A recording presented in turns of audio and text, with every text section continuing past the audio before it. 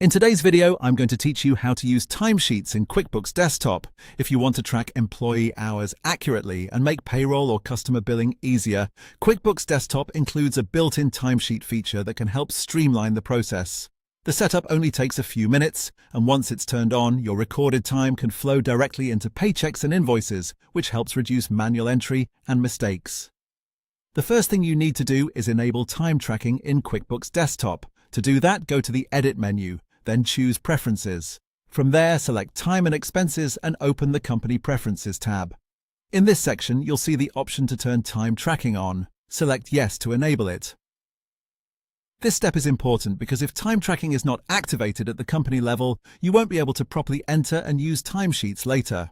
Once that setting is turned on, the next step is to make sure the employee is set up to use time data for payroll. Go to the Employee Center and double-click the employee you want to update. This opens the employee profile. From there, go to Payroll Info and look for the checkbox labeled Use Time Data to create paychecks. Make sure that box is checked. This tells QuickBooks to use the hours entered on timesheets when generating payroll, instead of requiring those hours to be typed in manually each time.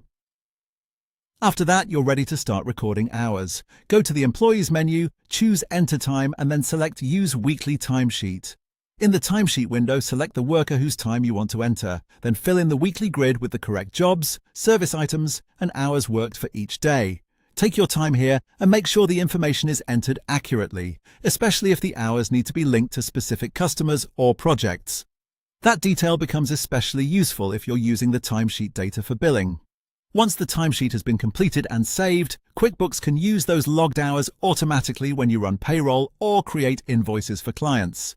That means less duplicate work and a more efficient workflow overall, and that's how to use timesheets in QuickBooks Desktop. Once you've enabled the feature, assigned it to the employee, and entered time correctly, QuickBooks does the heavy lifting for you in payroll and billing.